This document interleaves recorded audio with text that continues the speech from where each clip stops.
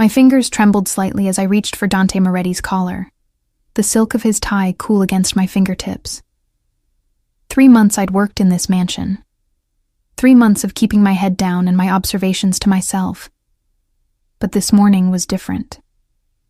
The grand foyer smelled of lemon polish and the faint trace of Dante's cologne, something expensive with notes of cedar and leather that seemed to linger in every room he occupied. Sunlight streamed through the floor-to-ceiling windows, casting geometric patterns across the marble floor I'd scrubbed on my hands and knees just yesterday. The chandelier above us sparkled like a constellation of diamonds, worth more than everything my family had ever owned combined. "You missed a spot," Dante said, his voice a low rumble that made the other staff jump.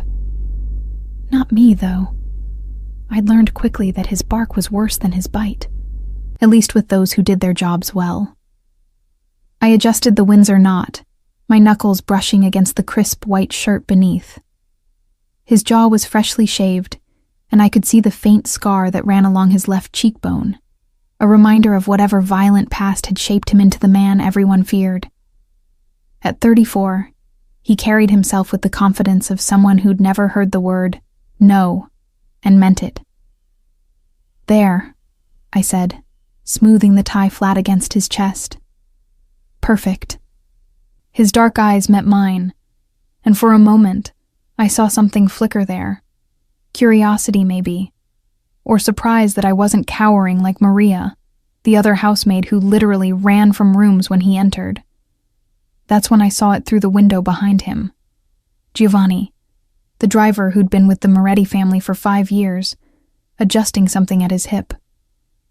The morning light caught the metallic edge of a gun barrel as he shifted his jacket. My heart hammered against my ribs. Giovanni always carried a weapon. All of Dante's security did. But not concealed like that. Not positioned for a quick draw. And not with that expression on his face. The one I'd seen on my brother's face the night before he tried to rob a convenience store. Desperate determination, mixed with barely concealed fear. I kept my expression neutral, my hands still on Dante's tie. Years of watching my mother navigate my father's volatile moods had taught me how to mask every emotion, how to become invisible when necessary and bold when survival demanded it. "Your driver has a gun," I whispered, my lips barely moving. "Don't get in the car." Dante's entire body went rigid beneath my hands. His eyes, which had been almost warm, turned to ice in an instant. "What did you say?" I didn't repeat myself. Instead, I stepped back, picked up the lint roller from the console table, and ran it over his shoulders with practiced efficiency. To anyone watching, we were simply finishing his morning routine. "Giovanni," I said, my voice so low it was almost subaudible. "Hip holster. Quick draw position. He keeps looking at the car, then at his watch. Wrong body language for a regular security detail." Dante's jaw tightened, the muscle there jumping beneath his skin.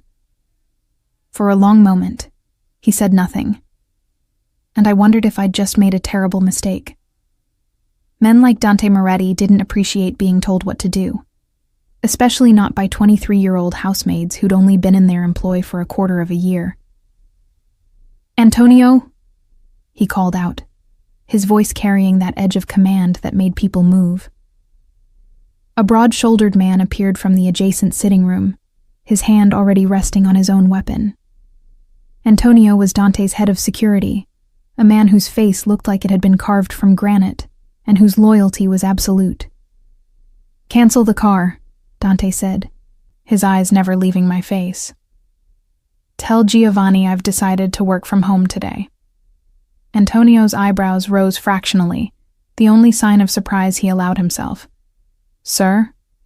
"Now." Antonio disappeared, and I could hear his footsteps echoing through the marble hallway, followed by the low rumble of Italian being spoken too quickly for me to follow. I'd picked up some of the language in my 3 months here, enough to understand when the kitchen staff was complaining about me, or when Signora Moretti, Dante's mother, was discussing the menu for dinner parties. but not enough to follow rapid-fire conversations between men whose entire vocabulary seemed to revolve around violence and territory. "Wait in my study," Dante said to me, his voice brooking no argument. "Don't leave. Don't talk to anyone. Understand?" I nodded, my mouth suddenly dry. The study was on the second floor, a room I'd only entered to dust and vacuum when Dante was away. It smelled of old books and expensive whiskey, with walls lined with leather-bound volumes I suspected no one actually read. They were for show, like everything else in this house. A facade of legitimacy stretched over an empire built on fear and carefully orchestrated violence. I climbed the curved staircase, my sensible black flats silent on the runner that probably cost more than a year of my salary. $300 a week, plus room and board in the servants' quarters.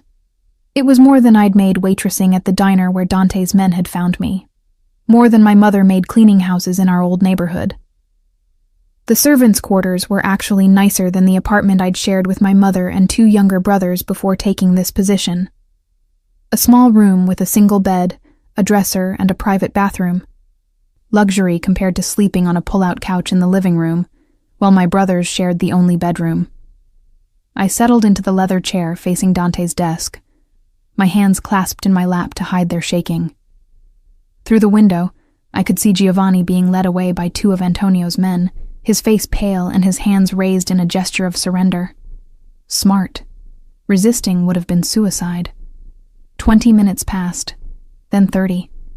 I counted the books on the shelves to distract myself, noting which ones had cracked spines from actual reading and which ones were pristine display pieces. The clock on the mantel ticked with metronomic precision, each second stretching like taffy. When the door finally opened, Dante entered alone. He'd removed his jacket and rolled up his shirt sleeves, revealing forearms corded with muscle. There was blood on his knuckles, fresh and bright red. "You were right," he said, moving to the bar cart and pouring 2 fingers of amber liquid into a crystal tumbler. Giovanni was planning to drive me into an ambush. The Castellanos paid him $50,000 to deliver me to them. The Castellanos. Even I knew that name. A rival family that had been encroaching on Moretti territory for the past 6 months. My mother's cousin worked at one of their social clubs, serving drinks to men who spoke in whispers and counted money at corner tables. 3 months you've been here, Dante continued, studying me over the rim of his glass. 3 months. And I don't know anything about you, except that Maria says you're the only maid she's ever worked with who isn't afraid of me. Maria is afraid of her own shadow, I replied before I could stop myself. A ghost of a smile touched his lips. True. But you're not. Why? I considered lying, offering some platitude about respect or professionalism. But Dante Moretti hadn't built his empire by being stupid, and he wouldn't appreciate being treated like he was. My father used to hit my mother when he drank, I said. Which was every night. He'd get this look in his eyes, like he was daring us to say something, to give him an excuse. I learned early how to read people, how to know when to stay quiet and when to speak up. You have that same intensity, but you don't hit people for no reason. You have rules, structure, predictability. Fear is only useful if it's unpredictable. His expression didn't change, but something shifted in the air between us. And what made you look at Giovanni this morning? What made you notice? The way he kept touching his hip, I said. Like he was nervous about the weight there, and his eyes. He kept looking at the car, then at his watch, then at you. That's not how security acts. That's how someone acts when they're about to do something they know is wrong. Dante set down his glass and moved to stand in front of me. Up close, I could see the flecks of gold in his dark eyes, could smell the faint copper tang of blood mixing with his cologne. You saved my life today, he said softly. Do you understand that? I did. And I also understood that in Dante Moretti's world, that came with consequences. Debts were always paid, one way or another. I want you to work as my personal assistant, he continued. Maria can take over your cleaning duties. You'll accompany me to meetings, take notes, observe. Your salary will triple, and you'll move to the guest wing on the 3rd floor. It wasn't a request. Men like Dante didn't make requests. Why? I asked, the question slipping out before I could weigh the wisdom of asking it. Because you see things other people miss, he replied. And in my business, that skill is worth more than gold. Also, he paused, something almost vulnerable flickering across his features before being ruthlessly suppressed. You adjusted my tie this morning like it was the most natural thing in the world. Like I was just a man, not a monster. No one has treated me like that in a very long time. My heart did something complicated in my chest, a flutter that had nothing to do with fear, and everything to do with the sudden realization that Dante Moretti was, underneath all the power and violence, profoundly lonely. I'll need to tell my mother, I said. She'll worry if I don't call. Use the phone on my desk. Take as long as you need. He left, closing the door quietly behind him. I sat there for a moment, processing what had just happened. This morning, I'd been a housemaid. Now I was being promoted to a position that would put me at the center of Dante's empire, would give me access to secrets that people killed to protect. I should have been terrified. Instead, I felt something else entirely. A strange sense of rightness, as if all the years of watching and learning and surviving had been leading me to this exact moment. I picked up the phone and dialed my mother's number, already knowing what I would tell her. That I'd been promoted, that the pay was better, that I was safe. The last part, at least, was probably a lie. The guest wing bedroom was 3 times the size of my previous quarters, with windows overlooking the manicured gardens where morning mist clung to sculpted hedges. I stood at the glass, watching security patrol the perimeter, their movements synchronized like dancers in some deadly ballet. 24 hours since I'd whispered my warning, and already my world had transformed completely. A soft knock interrupted my thoughts. Miss Rossi? Signor Moretti is waiting in his office. I turned to find Elena, the head housekeeper, standing in the doorway with an expression that mixed curiosity and barely concealed resentment. She'd worked for the Morettis for 15 years, had probably expected any promotion to go to someone with seniority and connections, not to the new girl who'd somehow caught Dante's attention. Thank you, Elena. I smoothed down the charcoal dress she delivered to my room that morning, along with 3 others, 2 pairs of shoes, and a leather portfolio embossed with the Moretti crest, all in my exact size, acquired overnight through means I didn't want to examine too closely. Dante's office was on the ground floor, adjacent to the library, with soundproof walls and windows that were bullet-resistant according to Maria's whispered gossip. He sat behind a massive mahogany desk, reviewing documents with the same intensity he probably brought to everything in his life. Sit, he said without looking up, gesturing to the chair across from him. I settled into the leather seat, noting the way his shirt sleeves were rolled to his elbows, revealing the defined muscles of his forearms. His tie was perfectly knotted today. No need for my assistance, though I found myself oddly disappointed by that fact. Giovanni talked, Dante said, finally meeting my eyes. Before Antonio finished with him. The Castellanos have been planning this for months. They knew my schedule, my routes, where I was vulnerable. Someone inside gave them that information. The implication hung heavy in the air. Someone else in the household was compromised. You need me to watch people, I said, understanding clicking into place. Not just take notes at meetings. You need me to see who's lying, who's nervous, who's planning something. A slight smile touched his lips.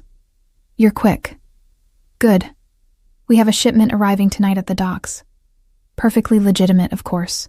The way he said it made clear it was anything but. Representatives from 3 of our partner organizations will be there. I want you with me, observing.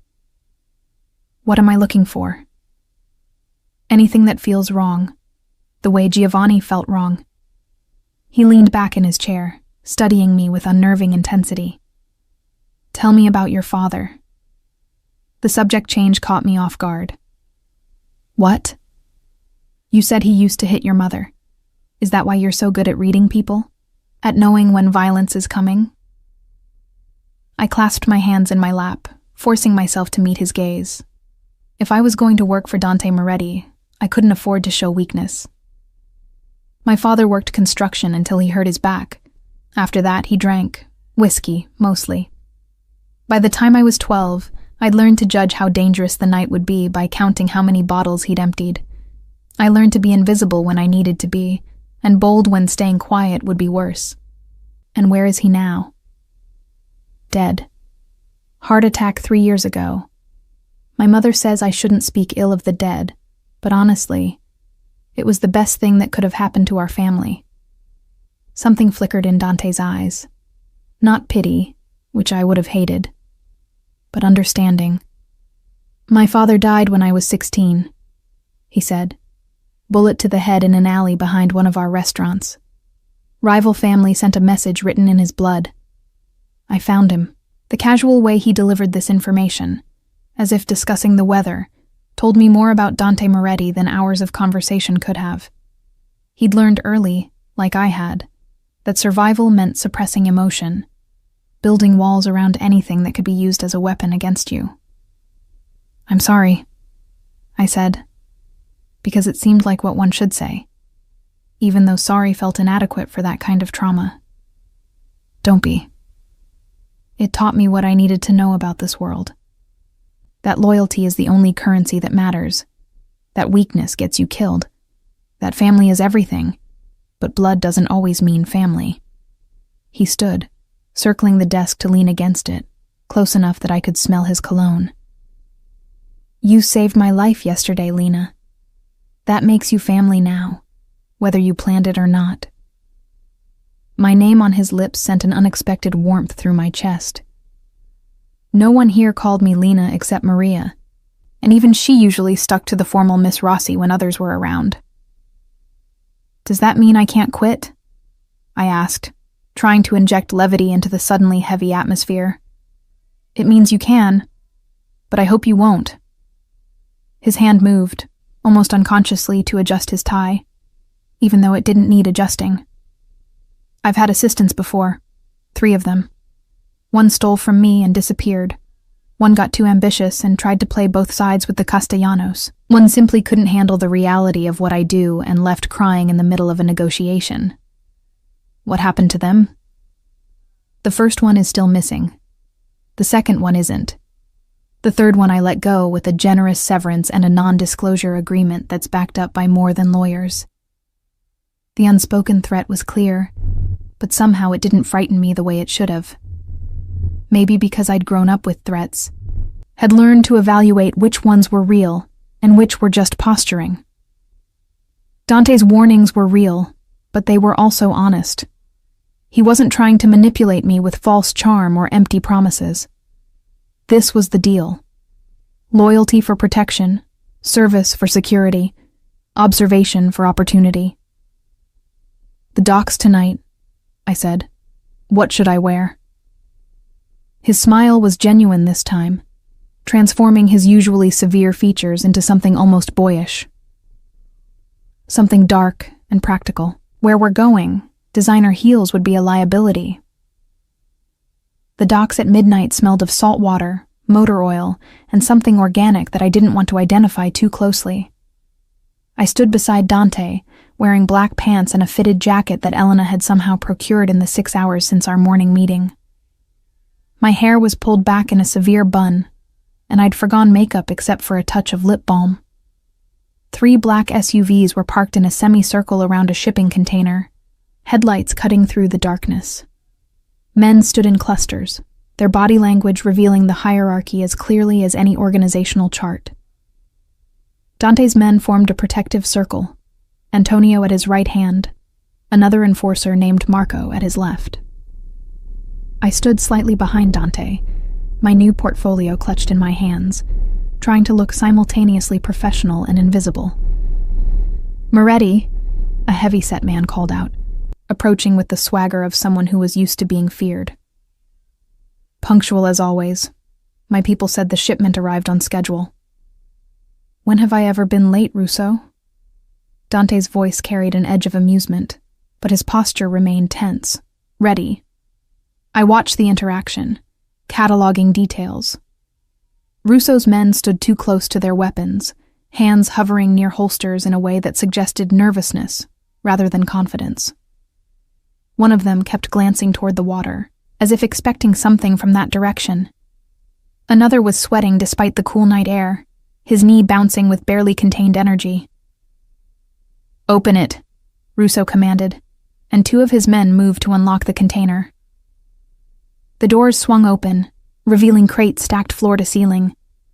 The kind that could hold construction equipment or machine parts or any number of legitimate goods. I knew they didn't, though. The tension in the air was too thick for anything legal. Dante moved forward to inspect the contents, and I followed, keeping my expression neutral. Inside the crates were weapons, not handguns or hunting rifles, but military-grade equipment that made my stomach clench. Assault rifles, ammunition, something that looked like it belonged on a battlefield, not in a shipping container at a civilian dock. "Everything as requested," Russo said, pride evident in his voice. "My contacts in Eastern Europe came through. These are clean, untraceable. No serial numbers, no paper trail." Dante examined one of the rifles with professional efficiency, checking the mechanisms with practiced ease. "The payment will be transferred to the usual accounts within 24 hours. "About that," Russo said, and something in his tone made my skin prickle with warning. "I've been thinking we should renegotiate our terms.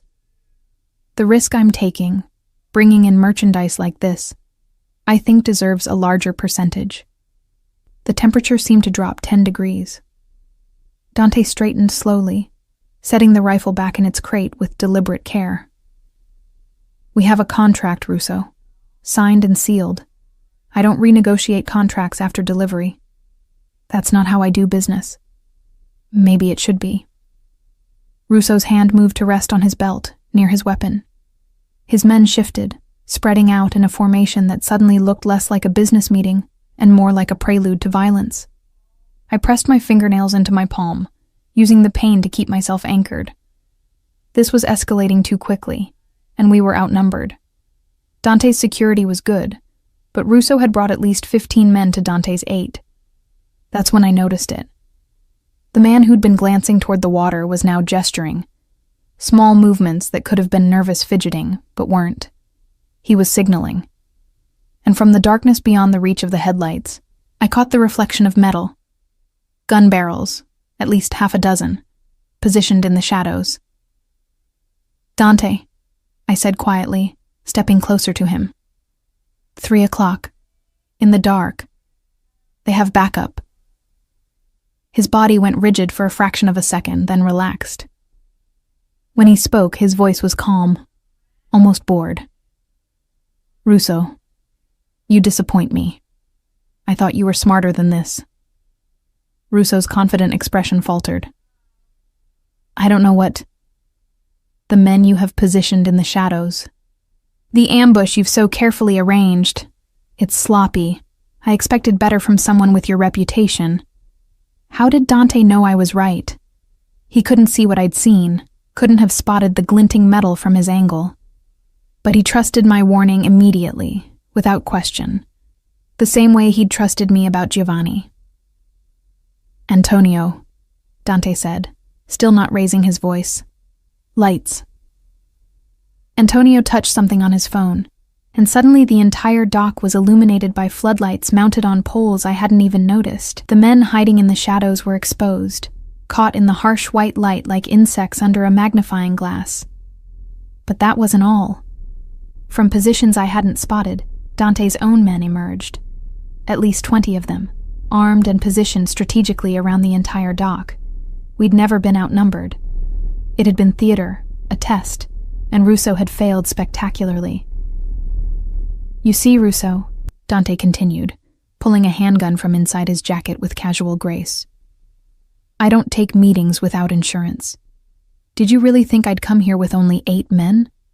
That I wouldn't scout the location first? That I wouldn't have contingencies? He chambered around, the metallic click echoing across the water. The difference between you and me is that I plan for betrayal. I expect it. I prepare for it. You just hope for the best and scramble when things go wrong. Russo's face had gone pale. Moretti, this is a misunderstanding. I never meant... You meant to renegotiate by force, to take what you wanted because you thought I was vulnerable. Dante's voice dropped to something cold and deadly. Let me be clear about something. I'm never vulnerable.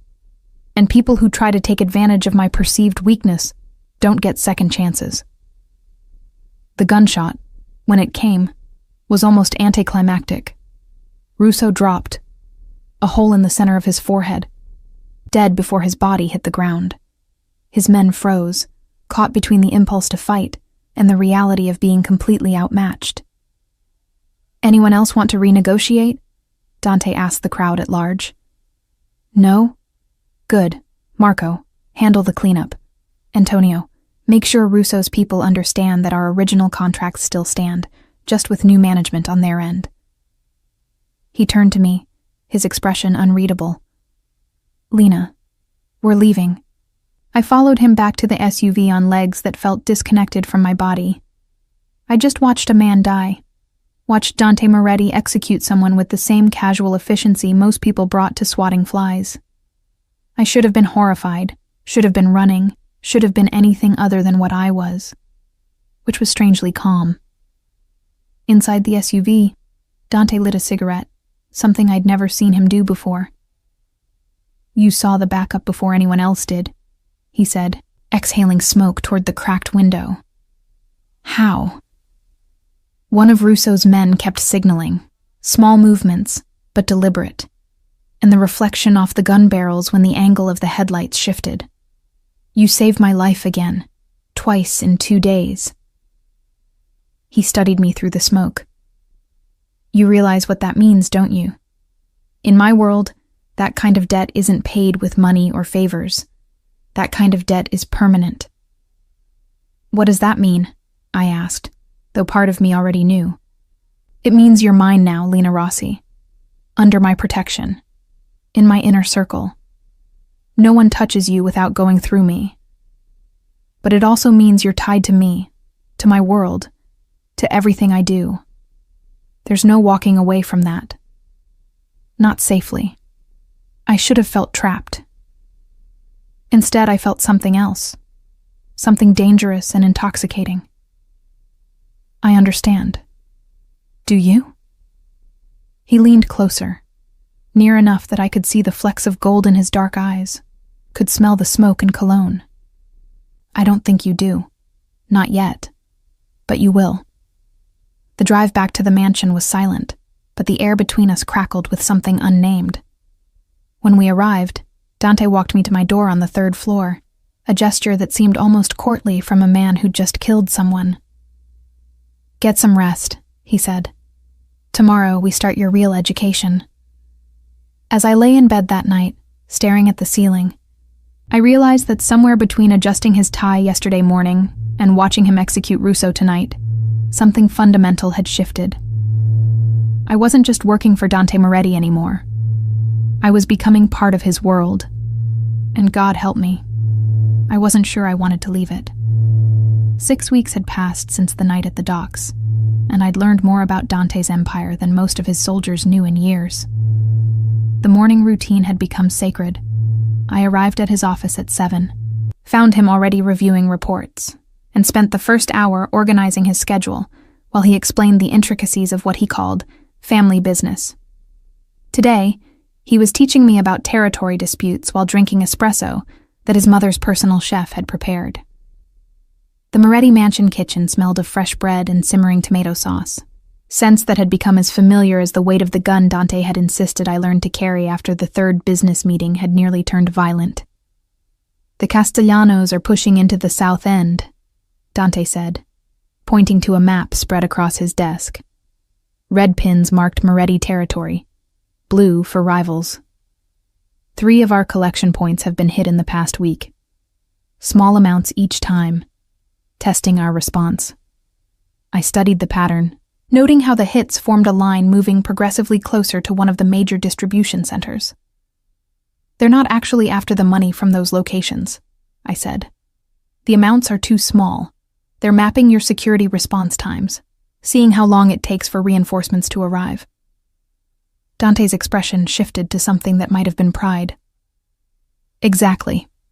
Which means the real target is here. I touched a spot on the map where the line of attacks would naturally terminate. The warehouse on Marlborough Street.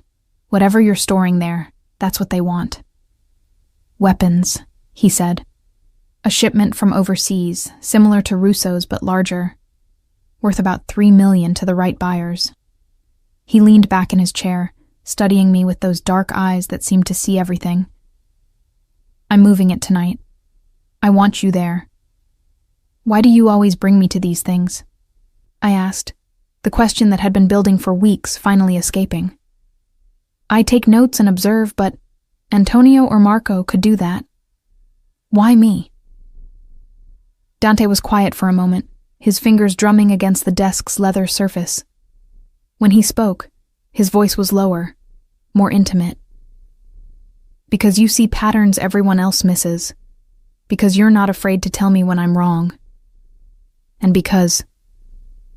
He paused, something vulnerable flickering across his features. Because I trust you in a way I haven't trusted anyone since my father died. The admission hung in the air between us, heavy with implications neither of us was ready to examine. Our relationship had evolved beyond employer and assistant, beyond protector and protected, into something undefined and dangerous. I caught myself watching the way his hands moved when he was thinking, noticed the rare, genuine smiles he reserved only for our private conversations, felt my pulse quicken when he stood too close. This morning, he'd adjusted his own tie, but then he'd asked me to fix it, claiming the knot wasn't quite right. My fingers had lingered on the silk longer than necessary, and his hand had come to rest briefly on my waist, steadying me as I reached up. Neither of us had acknowledged it, but the touch had burned like a brand. Miss Rossi? Elena's voice interrupted from the doorway.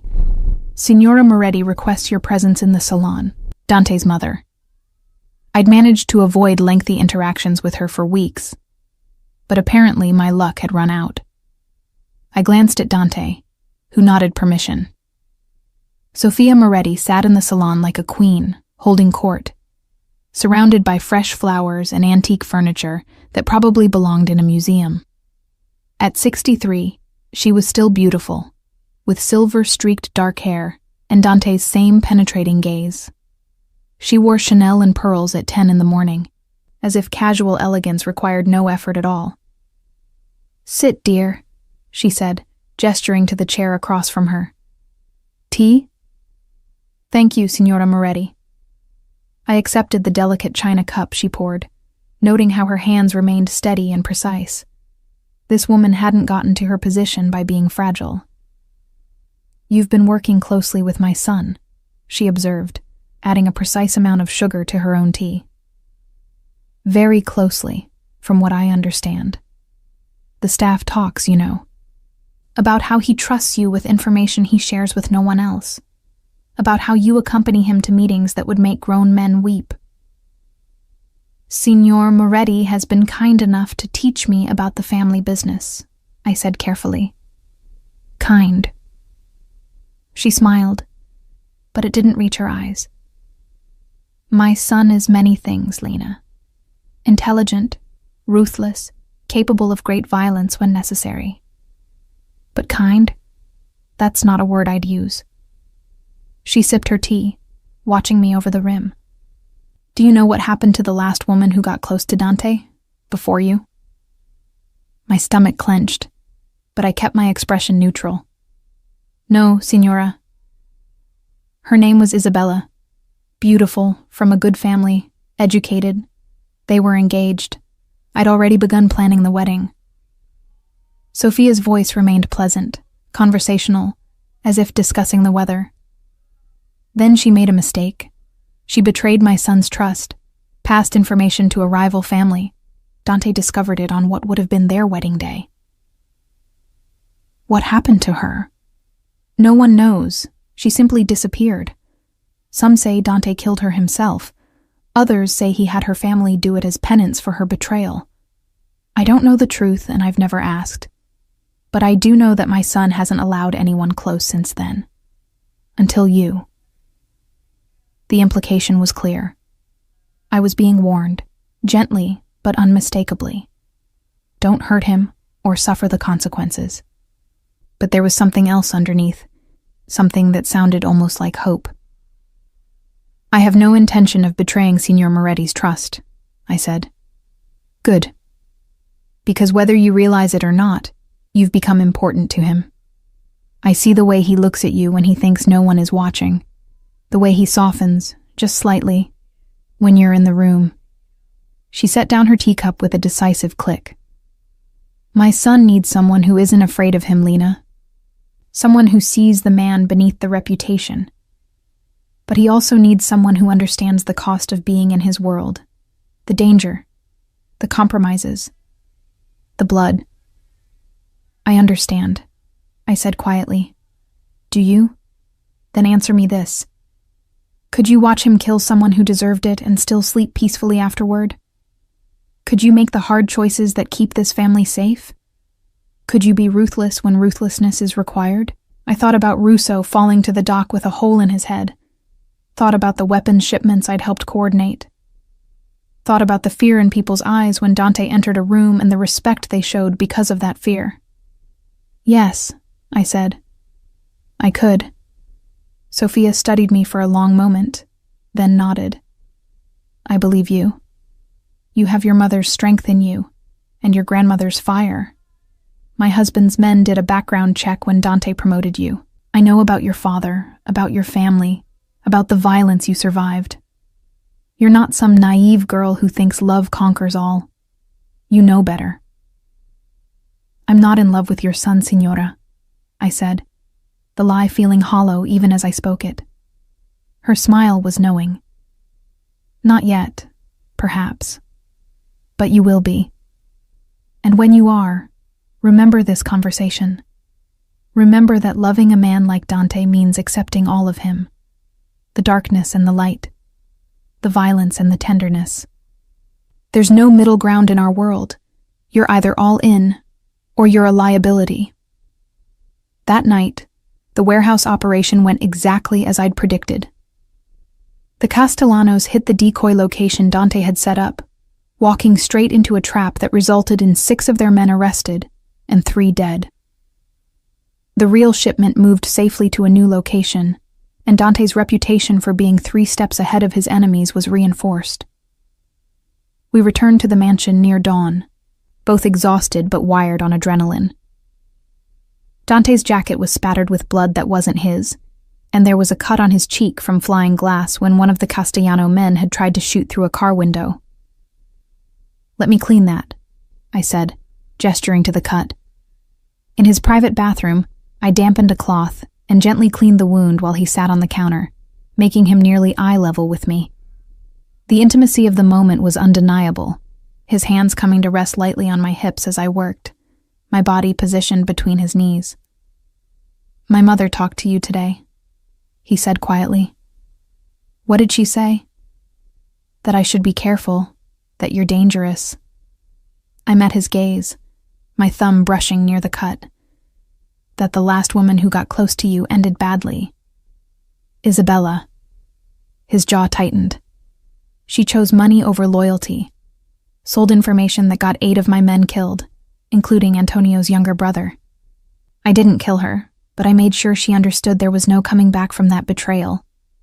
She's alive, living somewhere in South America under a new name, with the understanding that if she ever returns or contacts anyone from her old life, she dies.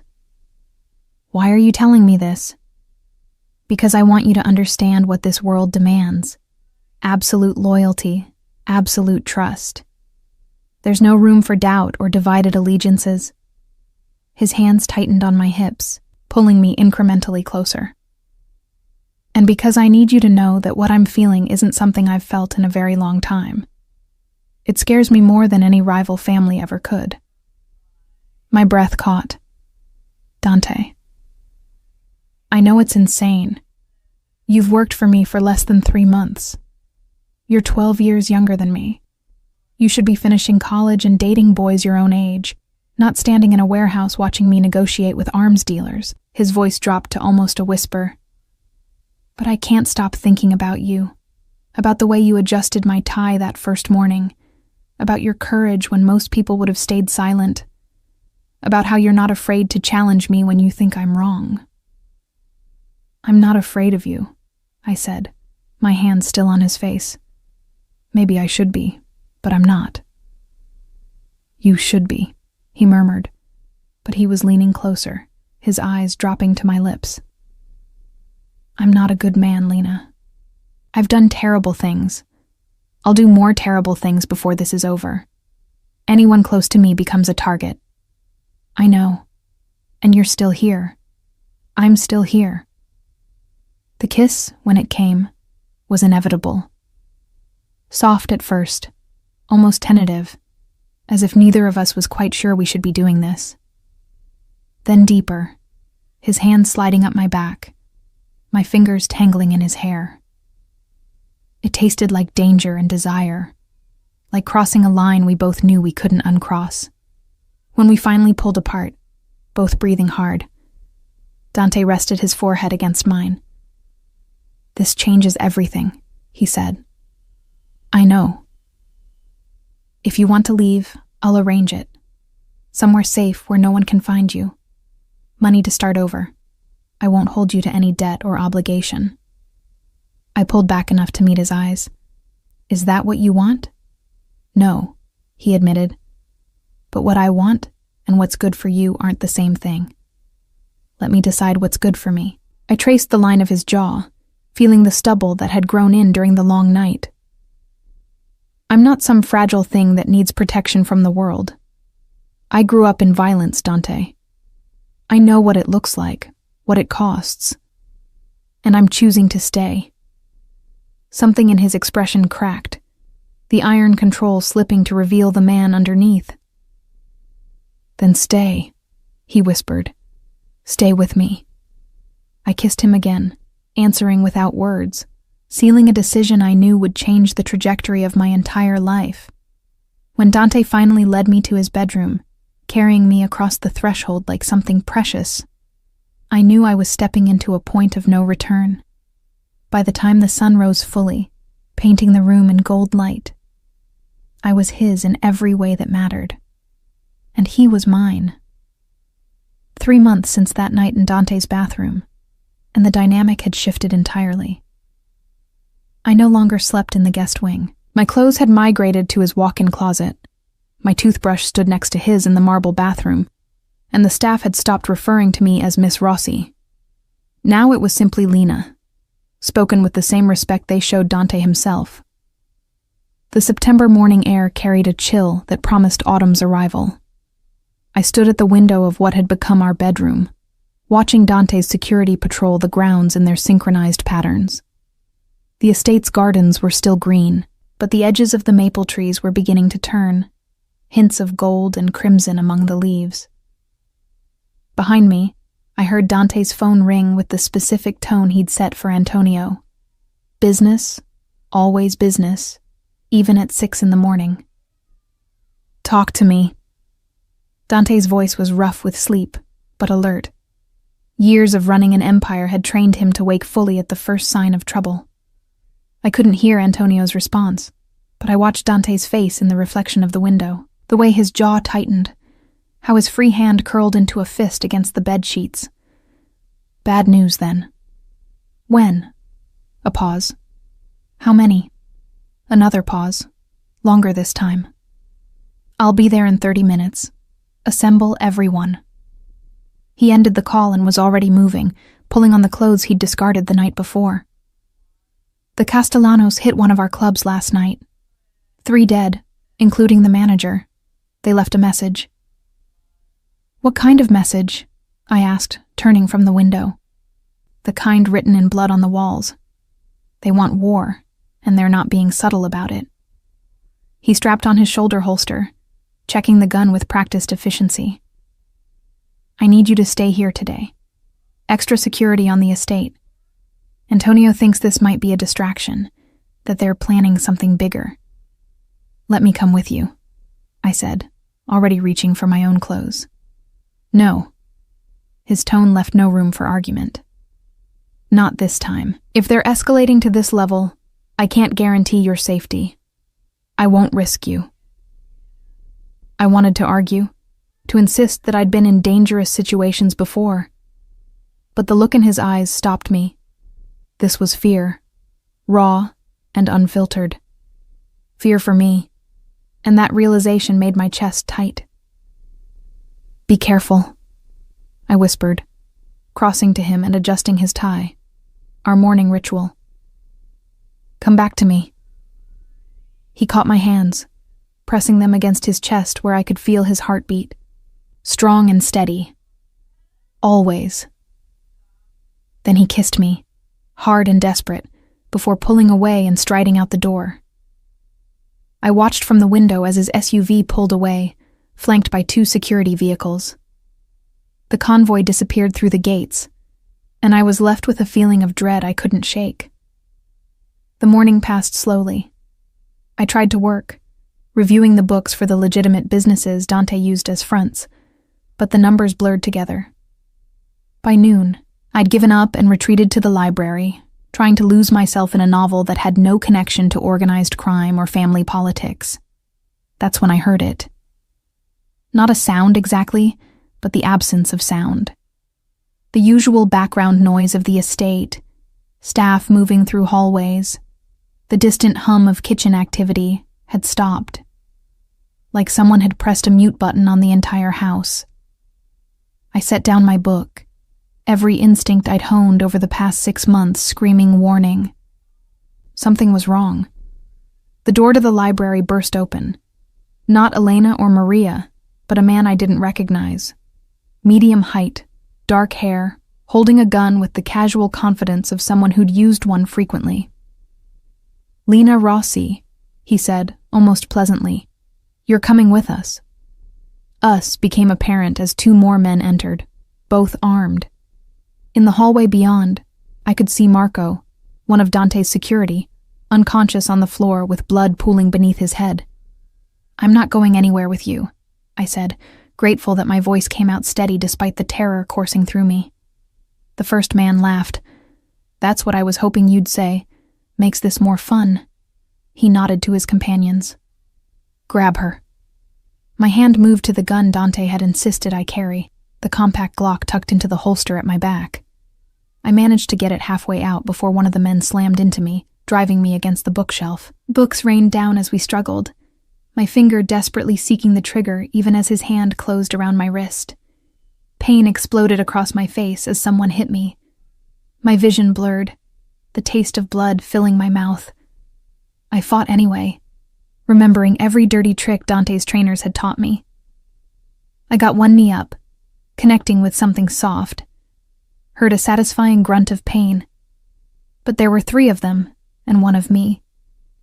They pulled my arms behind my back, plastic zip ties biting into my wrists. A cloth bag went over my head, turning my world dark. Moretti's going to lose his mind when he finds out we have his pet, one of them said, sounding pleased. Castellano promised a bonus for bringing her in alive. Didn't say anything about unharmed, though. They dragged me through the house. I tried to memorize the turns, counting steps, listening for any identifying sounds. Out a door, the temperature dropping as we moved from interior to exterior, thrown into what felt like a vehicle, landing hard on my shoulder. The engine started, and we were moving. I forced myself to breathe slowly, fighting panic. Dante would come for me. He had resources, connections, an entire organization at his command. He would find me. I just had to survive until he did. The warehouse they took me to smelled of rust and stagnant water. When they finally removed the bag from my head, I found myself in a space that looked like it hadn't been used in years. Broken windows, graffiti-covered walls, concrete floor stained with substances I didn't want to identify. A man sat on a wooden chair in the center of the space.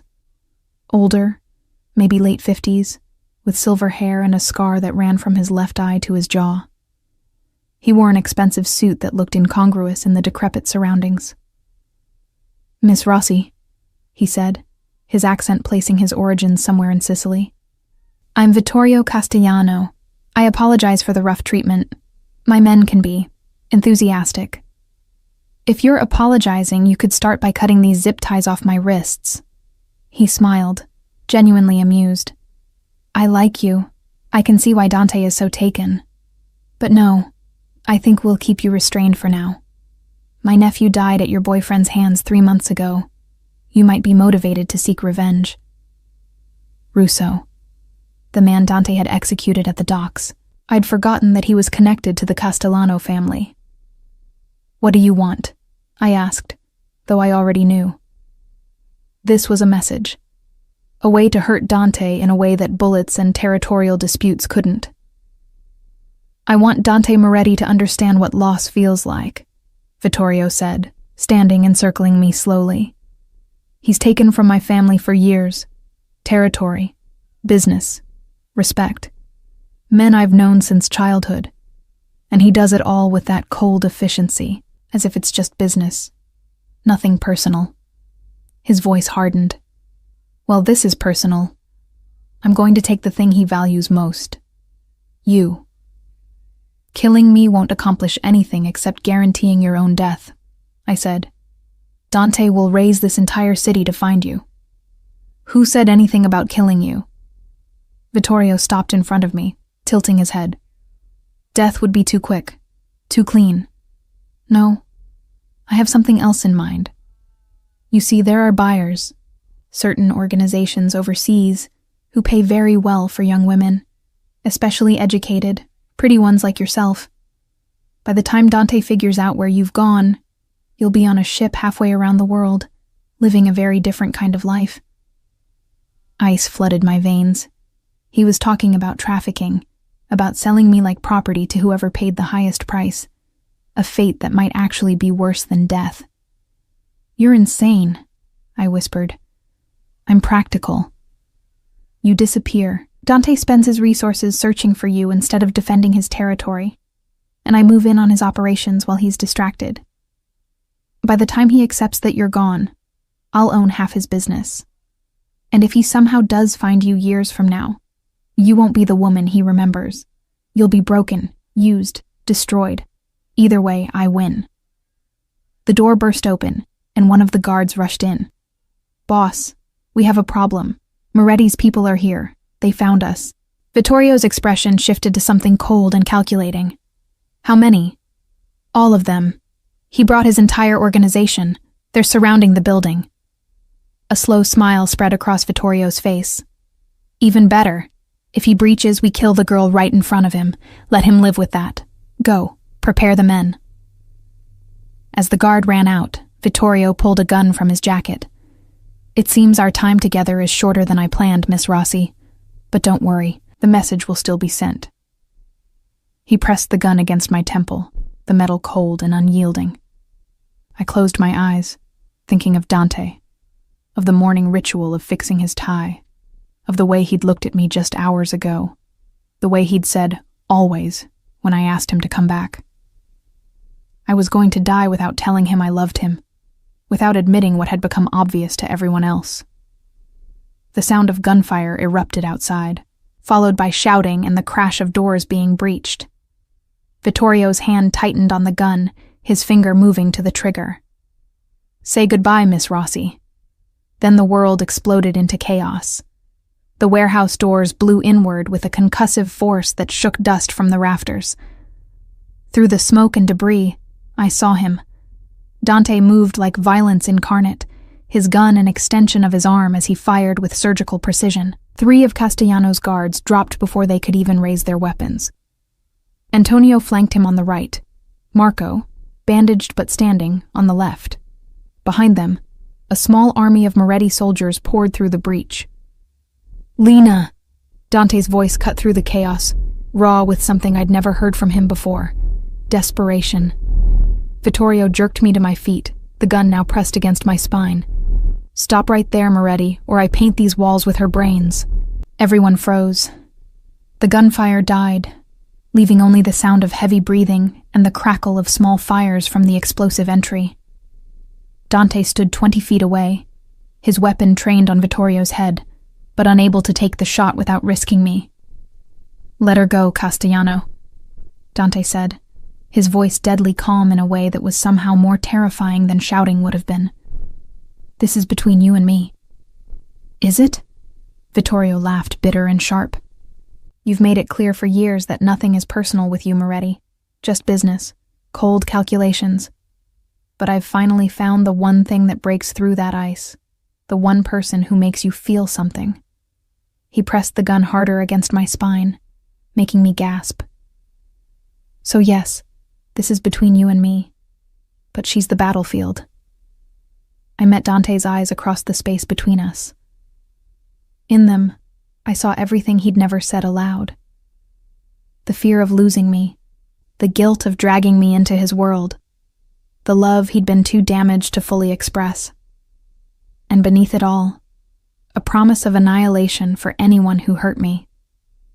"I'm sorry," I whispered, not sure if he could hear me, but needing to say it anyway. "I should have been more careful." "This isn't your fault," he said, and I realized he'd heard. "None of this is your fault." "Touching," Vittorio sneered, "but apologies won't change what happens next. Here's how this works, Moretti. You're going to put down your weapon. Then your men are going to do the same. Then you're going to watch while I kill her. And you're going to know that your weakness, your pathetic attachment to this girl, is what killed her."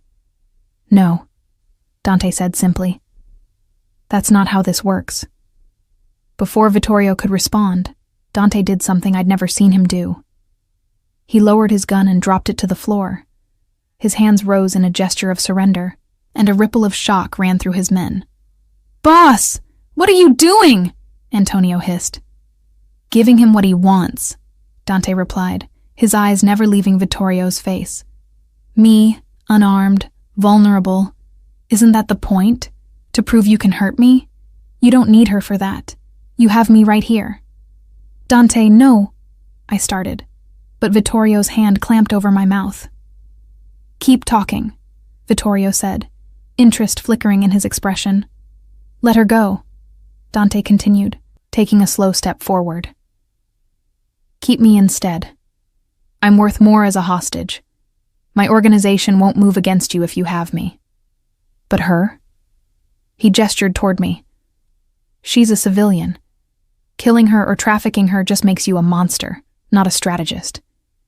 It ruins any legitimacy you might claim." "I don't care about legitimacy," Vittorio spat. "I care about revenge." "Then take it from the source." Another step forward. Dante was now only 15 feet away, well within Vittorio's range. "I'm the one who killed your nephew. I'm the one who's taken your territory. I'm the one who's made you look weak in front of the other families. Your quarrel is with me. Lena just got caught in the crossfire." I could see what he was doing. Every step forward put him closer, made him a more immediate threat, drew Vittorio's attention away from me. It was a calculated risk, the same way everything Dante did was calculated. Except this time, the calculation involved sacrificing himself. "You love her," Vittorio said, wonderment entering his voice as he realized the truth. "You actually love her. The great Dante Moretti, who everyone says has ice water in his veins, who's never shown weakness, who killed his own cousin for stealing from the family. You love this girl." "Yes," Dante said, and the simple admission hit me harder than Vittorio's earlier blow. "I love her, which is why I'm offering you a trade. Let her walk out of here and I'll stay. You can do whatever you want with me. Ransom me, kill me, deliver me to your buyers overseas. I don't care. But she walks away unharmed. Dante, stop this, I managed to say, despite Vittorio's hand. You can't. I can, and I will, he interrupted, his gaze finally meeting mine. You asked me to come back to you. I'm making sure you're alive for that to matter. Vittorio was considering it. I could see the gears turning in his head, weighing the options. A dead girl would satisfy his revenge but gain him nothing strategically. The actual head of the Moretti family as a hostage, though, that had value. That could be leveraged into power, territory, money.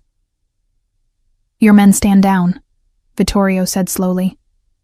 All weapons lowered. You come here, kneel, hands behind your head. She walks out with your people. Then we negotiate what your life is worth. Done, Dante agreed without hesitation. Boss, you can't be serious, Marco protested. This is a trap. I know, Dante replied calmly. Do it anyway. That's an order. Slowly, reluctantly, Dante's soldiers lowered their weapons. The sound of metal clicking against concrete echoed through the warehouse as guns hit the floor. Dante walked forward, each step measured, until he stood directly in front of Vittorio and me. Up close, I could see the barely controlled fury in his eyes, the tension in every muscle. But his voice remained steady. Let her go. I'm here. The trade is complete. Vittorio studied him for a long moment, then roughly pushed me forward. I stumbled, would have fallen if Dante hadn't caught me, his hands briefly gripping my arms before Antonio pulled me back toward the safety of their soldiers. Wait. I struggled against Antonio's hold. Wait. You can't just... Get her out of here, Dante ordered, his voice brooking no argument. He didn't turn to look at me, keeping his attention fixed on Vittorio. Antonio, that's an order. Dante! I screamed as Antonio lifted me bodily, carrying me toward the exit despite my struggles. No! You can't do this! Dante! The last thing I saw before Antonio pushed me through the door was Dante kneeling on the concrete, hands behind his head, surrounded by Castellano's men. Vulnerable in a way I'd never seen him, having sacrificed everything for me. The next 6 hours were hell. Antonio drove me back to the estate, where Sofia Moretti waited with a calm that was more terrifying than panic would have been. She took one look at me, bruised and bloodied and hysterical, and simply said, "Tell me everything." I did, the words pouring out in a rush. The kidnapping, Vittorio's threats, the warehouse standoff, Dante's sacrifice. By the time I finished, I was shaking so hard that Sofia had to wrap a blanket around my shoulders, despite the warm September afternoon. My son is a fool, she said, but there was a hint of pride beneath the exasperation. A noble fool, but still a fool, trading himself for you, as if dying wouldn't destroy you just as much as dying would have destroyed him. We have to get him back, I said, though I had no idea how. There has to be a way. There is. Sofia pulled out her phone, dialing a number with steady fingers. My husband wasn't the only one with connections in this city. Before I became Mrs. Moretti, I was Sofia Ricci. My family has been in this business for generations. She spoke rapidly in Italian, a conversation I couldn't follow but whose urgency was clear. Over the next several hours, the estate became a war room. Men I'd never seen before arrived, representatives from families across the city. Not all of them were allied with the Morettis, but apparently, Vittorio's tactics had crossed a line even in their world. Taking civilians, threatening trafficking, making moves this blatant drew unwanted attention from law enforcement and jeopardized everyone's operations. Castellano has become a liability, one of the older men said, his accent placing him from the old country. His vendetta has made him reckless, bad for business. Where is he holding Dante? Another asked. We're working on that, Antonio replied, studying a map of the city covered in pins and notes. He has 3 possible locations, all warehouses in areas he controls. We're scouting each one now. I stood by the window, watching the sunset, unable to shake the image of Dante kneeling with his hands behind his head. He'd done it without hesitation, had offered himself in exchange for me as if the decision was simple, as if his life wasn't worth infinitely more than mine in the grand scheme of his empire. Lena. Sophia appeared at my elbow, pressing a glass of something amber into my hand. Drink. You look like you're about to collapse. I took a sip, the whiskey burning down my throat. I should have fought harder, should have found a way to stop him from doing exactly what anyone who truly loves someone would do. She raised an eyebrow. My dear, you've been in our world long enough to understand. In this life, the people we love are both our greatest strength and our most exploitable weakness. Vittorio understood that. So did Dante. He simply chose to accept the weakness, to prioritize your life over his own strategic advantage. That doesn't make it right, I whispered. No, she agreed. But it makes it human. And my son hasn't allowed himself to be human in a very long time. You gave that back to him. Whatever happens next, remember that. Boss! One of the scouts burst into the room, breathing hard. We found him. Castellanos holding him at the old shipping warehouse on the waterfront. The same one where he executed Russo, a bitter irony in that location choice.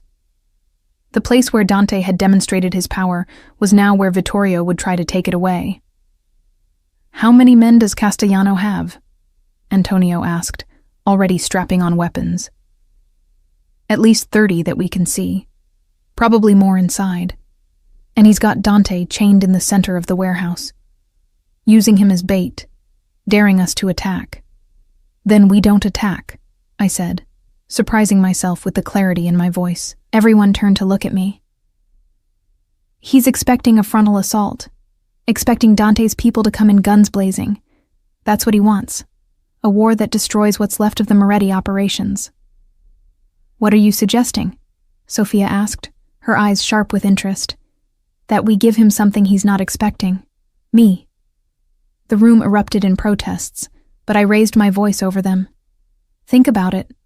Vittorio's entire plan was based on using me to hurt Dante. He doesn't actually want to kill Dante. He wants to break him, to prove that his love for me makes him weak. So we use that. I go in, unarmed, asking to trade myself back. While everyone's attention is on me, your teams move into position. That's suicide, Antonio said flatly. Castellano already tried to sell you once. What makes you think he won't just kill you both? Because Dante's right. I'm only valuable as leverage. Dead, I'm just a body. But alive and willing to trade myself? That's interesting. That's a story Vittorio can use to humiliate Dante in front of the other families. That's worth more to him than my death. Sophia studied me for a long moment, then nodded slowly. She's right. Vittorio's ego is his weakness. He'll want the spectacle, the theater of broken lovers choosing each other over survival. It buys us time and positioning. I don't like this, Antonio muttered. The boss would kill me if anything happened to her. The boss is going to die if we don't get him out of there, I countered. This is our best chance. Maybe our only chance. 20 minutes later, I stood outside the warehouse again, this time of my own volition. The sun had fully set, and floodlights illuminated the building's entrance. 2 guards stood by the door, weapons visible. They'd been told I was coming, that I wanted to negotiate. My hands were raised, showing I carried no weapons. I'd changed into simple clothes, jeans, and a t-shirt, nothing that could conceal anything. The bruises on my face had started to purple, a visible reminder of the earlier violence.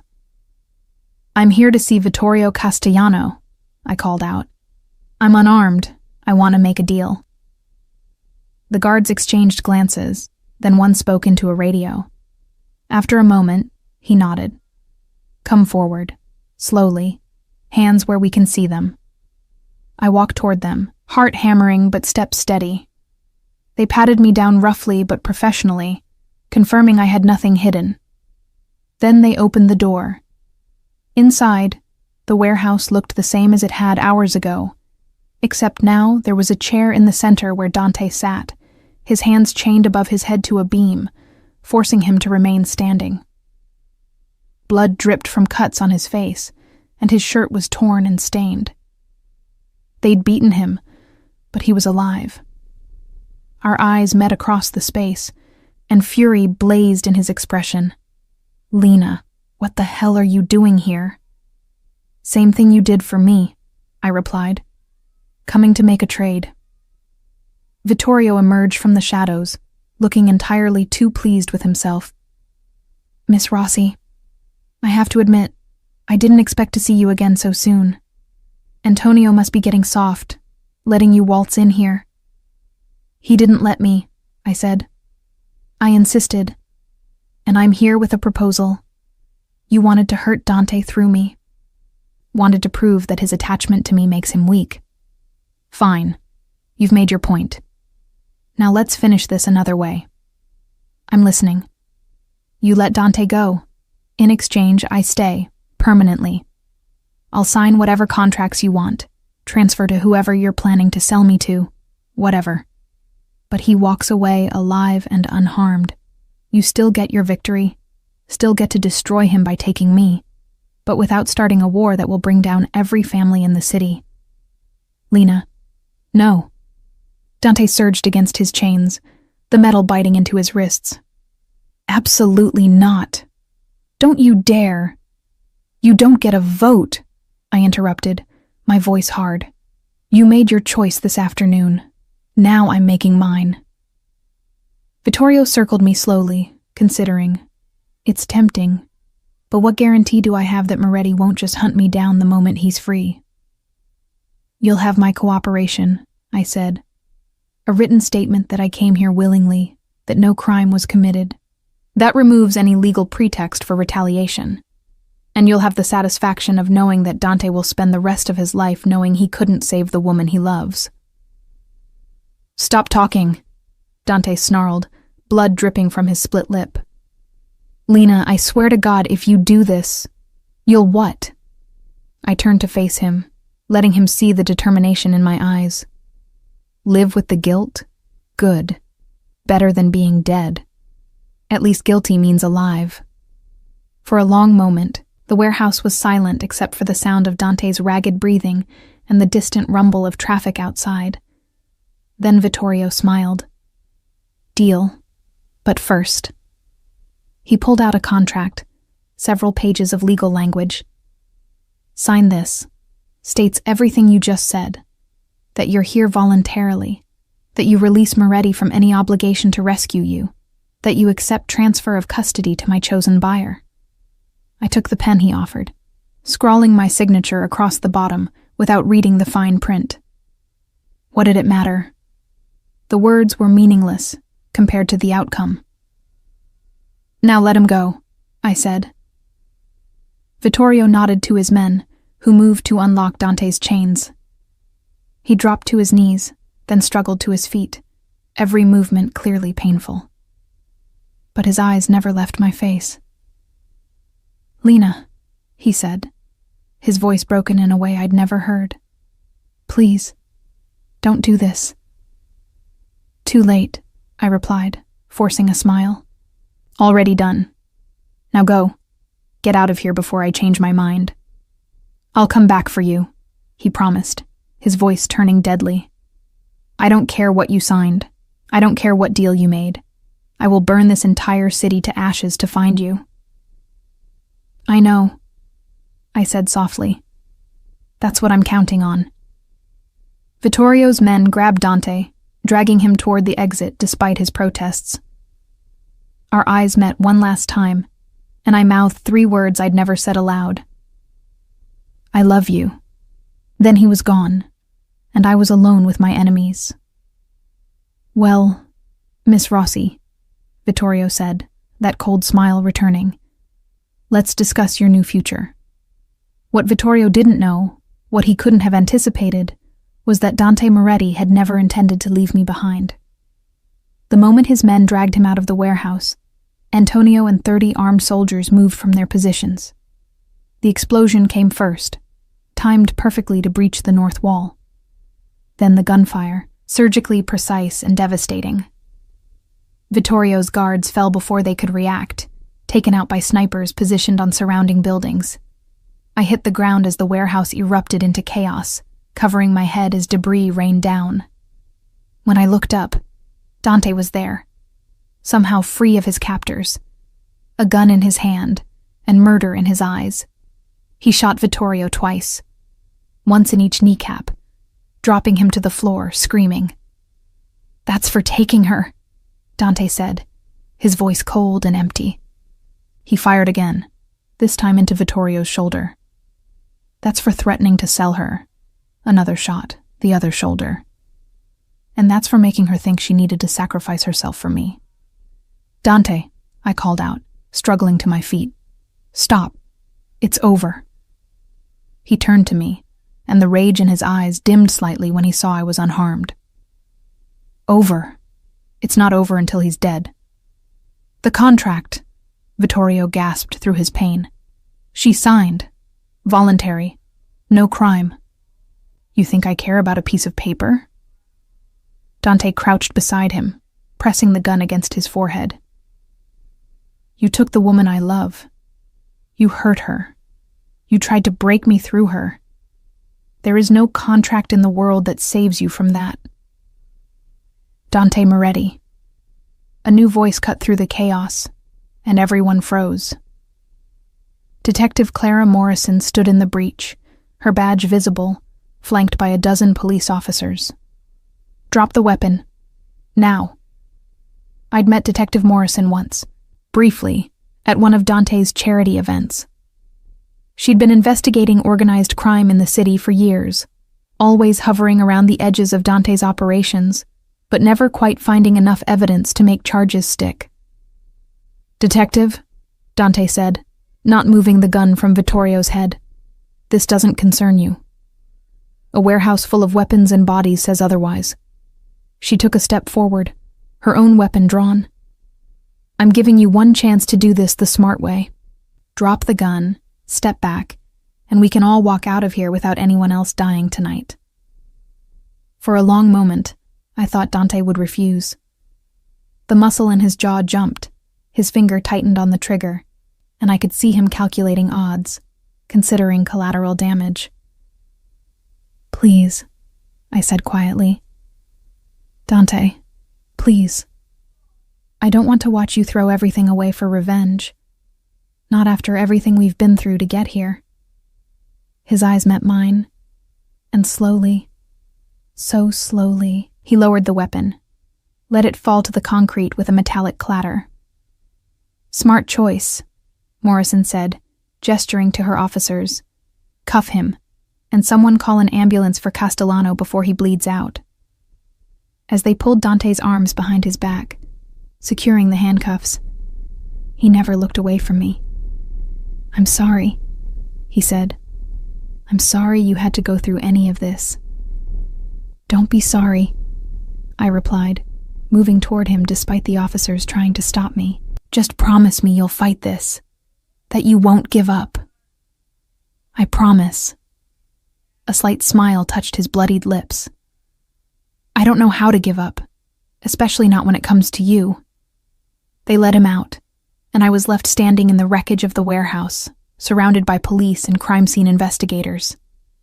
Morrison approached me, her expression unreadable. "Miss Rossi, you're going to need to come to the station to give a statement." "Am I under arrest?" "Not yet, but that depends on what you tell me about your relationship with Dante Moretti and what happened here tonight." The legal battle that followed consumed the next 3 months. Dante was charged with attempted murder, assault, and a laundry list of weapons violations. The prosecution tried to add racketeering charges, but without Vittorio's testimony, which he suddenly refused to give despite his injuries, they couldn't make them stick. I testified at the preliminary hearing, my statement carefully crafted by the lawyers Sophia had hired. Yes, I'd been kidnapped. Yes, Dante had come to rescue me. Yes, there had been violence, but in self-defense, and in defense of others. The contract Vittorio had forced me to sign was deemed inadmissible, signed under duress. The judge, who I later learned had been on the Moretti payroll for years, was surprisingly sympathetic. Bail was set at $5 million, which Sophia paid without blinking. Dante came home to the estate on a cold December morning, looking thinner and harder than when he'd been taken away. The first thing he did was pull me into his arms, holding me so tightly I could barely breathe. "Never again," he murmured into my hair. "I'm never letting you out of my sight again." "You might have to," I replied. "I've been offered a job, managing your mother's charitable foundation." He pulled back, surprised. "My mother wants you to work with her?" "She says I have good instincts and that the foundation needs someone who isn't afraid to make hard decisions." I smiled slightly. "Also, I think she likes having another woman around who doesn't faint at the mention of your name."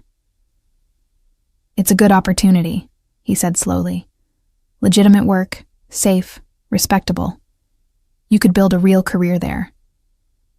"Is that your way of saying I should take it?" "It's my way of saying I want you to have choices. To not be trapped in my world if that's not what you want." I took his hands, feeling the calluses from years of violence mixed with the gold ring he'd never removed, the one his father had given him. "I've made my choice. I chose you when I adjusted your tie 9 months ago.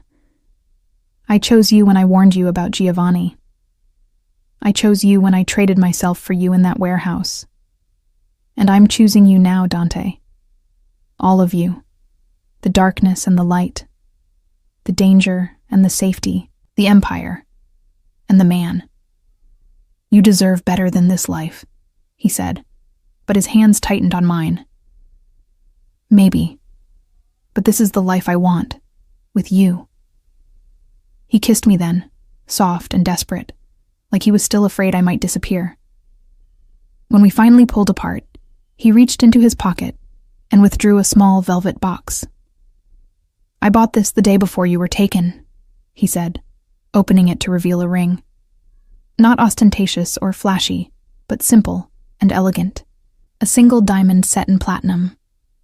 I was planning a whole romantic proposal, but then everything went to hell. So I'm doing this now, even though the timing is terrible and I'm currently out on bail and facing possible prison time. "Dante, Lena Rossi, will you marry me? Will you tie yourself legally and permanently to a man who's probably going to spend the rest of his life looking over his shoulder? Who comes with enemies and complications, and a family business that will never be entirely legitimate? Who loves you so much that he'd burn the world down rather than lose you?" I didn't even have to think about it. Yes. The trial, when it finally happened 6 months later, was a media circus. Dante sat calm and composed in his tailored suit, the picture of respectability while the prosecution tried to paint him as a monster. I watched from the gallery, Sophia beside me, as witness after witness testified about his character. The jury deliberated for 3 days. In the end, they acquitted him of the attempted murder charges, convicting only on the weapons violations. The judge sentenced him to 2 years of probation and community service.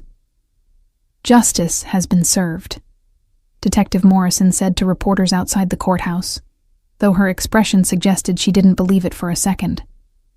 Dante didn't celebrate. We simply went home, back to the estate, back to the life we'd built together.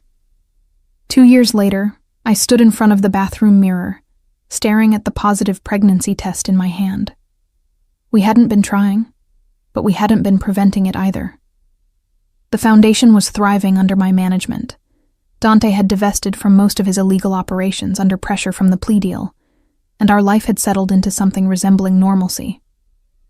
I found him in his study, reviewing reports for the restaurants and clubs that now formed the bulk of his legitimate empire. He looked up when I entered, smiling in that way he reserved just for me.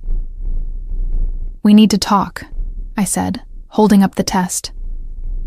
For a moment, He just stared. Then he was across the room, lifting me off my feet, spinning me around. "Are you serious? We're going to have a baby?" "We're going to have a baby," I confirmed, laughing at his uncharacteristic display of joy. He set me down carefully, his hands immediately going to my still flat stomach. "I'm going to be a father." Wonder filled his voice. "We're going to be parents." "Are you ready for this?" I asked. "For all the ways this changes things?" "I've never been more ready for anything." He kissed me softly. "You gave me back my humanity, Lena. Gave me a reason to be better than I was. This baby, our family, it's everything I never knew I wanted."